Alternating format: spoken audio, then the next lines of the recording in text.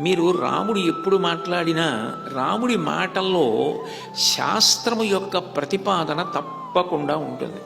మీరు శ్రీరామాయణం గమనించినప్పుడు రెండు విషయాలు స్పష్టంగా కనపడతాయి. రాముడు మాట్లాడుతున్నప్పుడు ఈ సృష్టిలో ఉన్నటువంటి ఏ ఒక్క ప్రాణిని కూడా ఇది పనికిమాలిన ప్రాణి అన్న మాట మాట్లాడడం, వాడ పనికిమాలినవాడు అన్న మాట అనడం. ఎందుకనంటే ఈ సృష్టి చేసినటువంటి సృష్టికర్త ఏ ప్రయోజనం లేకుండా ఏ భూతాన్ని సృష్టించాడు. ఆయన సృష్టించాడు అంటే ఆ ప్రాణి వలన లోకానికి ఏదో ప్రయోజనం ఉంది. ఏ ప్రయోజనం లేకుండా అస్తవ్యస్తంగా అయోమయంగా సృష్టి జరగదు. ఇంత గొప్ప సృష్టి చేసిన భగవంతుణ్ణి నింద చెయ్యడమే ఒక వ్యక్తిని పట్టుకుని పనికిమాలిన వాడిని ప్రతిపాదించడం.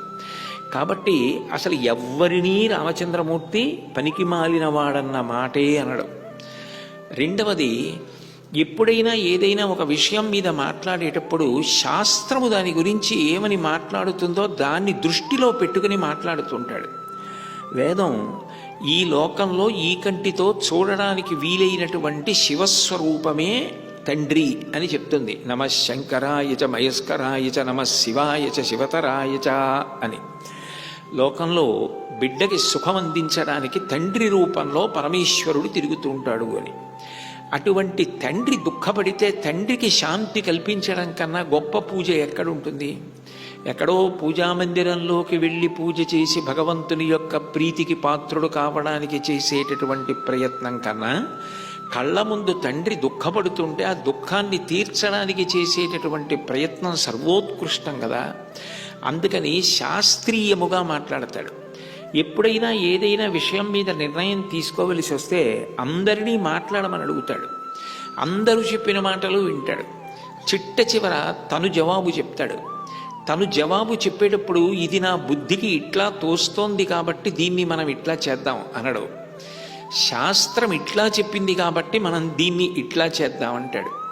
రాముడు ఎప్పుడూ శాస్త్రాన్ని ప్రమాణం చేసుకుని మాట్లాడతాడు. శాస్త్రాన్ని ప్రమాణం చేసుకుని నిర్ణయం తీసుకుంటాడు.